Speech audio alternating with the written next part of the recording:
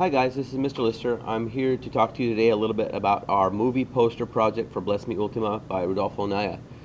The way I want you to think about this project or this poster is that it is supposed to be a way for you to begin to work through some of the images, ideas, and thinking that can help you to understand the text in a better, more full light. So we're going to use the idea of a movie poster to put that together. What I'd like you to use Glogster, which is a interactive poster making program. You can see that it's up here at www.glogster.com. You can create a free profile there, a free account, so that you can create and share your glogs. And once you do so, you're going to be able to put together a series of images or poster that you think best explains the major themes, motifs, settings, locations, and quotations that go into Bless Me Ultima. I've begun to create just this sort of project for The Old Man and the Sea. I'm doing a version of The Old Man and the Sea, not because, well, one, because you've already read the text and you will understand what I'm talking about, and two, so that you guys can see my work and hopefully be somewhat inspired by it, but also so that it doesn't give you a template to understand Bless Me Ultima. I want to see your original thinking about it. Again, all of us have created posters in the past. There's nothing wrong with creating a poster, but the fact of the matter is, if you create a single poster, you have one location where that poster is usable. Unless you have a way to reproduce it mechanically and staple it or paste it all around the building or around the town, there's no way to share your information. One of the great strengths of digital media is that if you create these kinds of posters or these kinds of creative projects, you have the ability to share them with others almost instantaneously, and you can share them not only with your neighbors next door, but you can share them with your cousins across the country or your friends around the world if you happen to be an international student. So this is a stronger, more potent way for you to be able to present your ideas to the larger world. Okay, so here is the Glogster I've begun to create, or the glog, excuse me, I've begun to create for Old Man and the Sea. It's pretty intuitive to use. My goal here is not to give you a full tech explanation. I think that we can do some of that in class on our work days, and also we have several students, Noah and Adil, among others, who have spent a considerable amount of time using this program already. My goal is to show you what this project does for us and how it might work in an English class. Okay, so what I did first, to give you guys an order of operations, is I actually went to, where'd it go? I went to Google, strangely enough, and I began searching images and ideas that I thought might be useful for Hemingway's Old Man and the Sea. And I had a reason for each image I chose. So as I went through the internet and I looked at the pictures that I found, I always had in mind my understanding of the text. My understanding of the text, the way that I interacted with it, the quotations that stuck in my head, were the way that I knew what pictures I wanted to pick. Now, for you guys, since you're beginning students with literature, it might be a great idea for you to go ahead and start by collecting annotations or quotations from the text that you think are really important pieces for you to consider. Rachel, a little bit earlier, actually did a really great one where she was thinking about Tony's dream visions throughout Bless Me Ultima.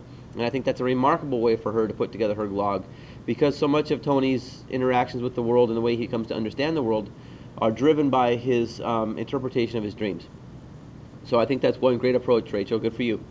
So for The Old Man and the Sea, I went through and I picked these topics. This first picture here is the original dust jacket for the early 50s edition, original edition, first edition of Hemingway's Old Man and the Sea. I love the way that the little town here seems like an outcrop at the edge of both the sea and the earth. And it makes you understand that the plight of this single sailor actually is important, and that each one of us has something important to offer to the larger world, and that our stories count. And they can count as allegories or parables for those around us. And I think that's what's supposed to be spoken about with The Old Man and the Sea. After all, The Old Man and the Sea is a way of reinterpreting Christ's passion through the lens of a small Cuban fisherman. Second picture I chose was one of the marlin. I didn't like any of the pictures I had seen drawn of marlin. They didn't have enough drama for me, and I thought that this particular picture shows the grace, power, and majesty of the animal that the old man is fighting against. And you can see here why he considers it so beautiful and why it might be a worthy adversary or a foe for him, but also why he considers it a brother. So I think this is a really powerful image, something that I'd like to incorporate. And there's a great quotation that goes along with this one.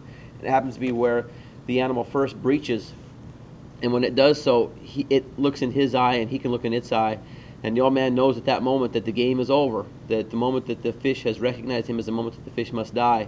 The air sacs that fill up along his spine, he says, will keep him from being able to dive again. So he knows that this is the beginning of the end, and it's a really bittersweet, poignant moment in the text. Next one I picked out was a picture of a sunrise. This one's off of the Gulf Coast, I believe in Florida. I picked this because the sun and the sea and the air and the light are so important to this text. I thought it might be a useful piece of a picture to work through. The next picture I picked is one of Hemingway writing.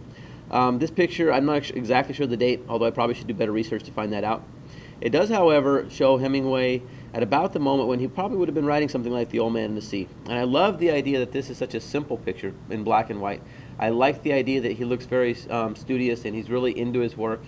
Doesn't seem to be any other distractions. It also seems as if he's writing outdoor or with a lot of outside light, which I think is interesting that he actually incorporates that into his text. And I think that the simplicity of the way he writes, a pad of paper and a pen as he writes these great masterpieces, I think is something that's really compelling to me. And I want to make sure that I got that act of writing into this particular blog. Next one, the lion. Santiago is obsessed with the lions that he saw on the shores of Africa as a boy when he was turtling, and he used to travel all the way across the Atlantic. I thought this was a really compelling image, and it looks like the lion here is looking back out to sea. You can see that his hair is windblown from the sea breeze. And I thought it was a really striking image, and it reminds us of what the old man dreams about at night. Hands ought to be a pretty obvious symbol. One, Santiago's hands get cut up. They also are part of the arm wrestling competition, and this old pair of hands clasped together as almost as if in prayer, I think says a lot about what this text is about. Old hands that still work, old hands that still do their job, old hands that that are nearing the end of their usefulness, and yet are personified in so many interesting ways in this text. I hope that you see as I go through these, even if I'm not using exact quotations right now, I am nevertheless relating it back to very specific moments in the text and to my understanding of the text, which is exactly what this glog is supposed to be about. Next piece I have here is actually a picture from an early edition of The Old Man and the Sea. And what I love about this and what this artist has done is that the shape of the boat is so similar to the shape of the fish. They face the same direction, they have the same kind of pointed sword in this case on the fish, and looks like the mast of the sail in the boat. They have a very similar size, and I think this gives us a real nice picture of how the old man and the fish are related as brothers. It's a great graphic image, I think. For some reason this picture didn't show up, but the next one does. This is from Life magazine back in the day, and I think it's a remarkable picture because it is exactly a picture of what the old man was doing. Here is the skiff. Here is his simple clothes that he has. You can see the torn and patched sail that we would talk about. You can also see this enormous marlin brought alongside of the boat. The idea that the old man is hiding his hand in his head reminds us of when the sharks come. I can't tell if this is actually a picture of where the fish has been eaten away by the shark. It seems to be to me, perhaps. But even if it happened to be just a certain kind of wave, the idea that the fish can no longer be seen, I think it is a great picture about the failure of this trip, and also perhaps gives us an indicator of its great triumphs as well. The old man never gives up. It is a triumph of the human spirit, even if he fails, and that's a really remarkable thing to think about. Next picture is of a young boy in Cuba with a baseball glove on his head and a bat on his shoulder. I chose this picture because I think it does a couple things. One, it relates us back to the idea that baseball is a really important motif in this particular text, the great DiMaggio. It also gives us an idea of what Manolin, the young boy in Old Man and the Sea, should have been doing instead of being out fishing, working for a living. He should be out playing or having fun, at least according to our ideas. And this gives us a way of thinking about what it might be like to have this young boy working with the old man. After all, so many times the old man draws his strength from his relationship with the young boy. Next, this is a picture of an elderly gentleman from Cuba, and I thought this might be a great picture to represent the old man and the sea because one, his skin is blotched and mottled with the sun, as they describe in the old man and the sea. Two, he has the careworn lines on his face. Three, he still has a smile, and yet his eyes look incredibly sad, and also his eyes are blue, which goes directly along with the text when it talks about his eyes being the color of the sea. So I thought that these things together, I had a couple more and a couple videos in my quotations, all together, if I can figure out a way to put them together compellingly, would make a great way for me to understand and tell what I understand about the old man and the sea.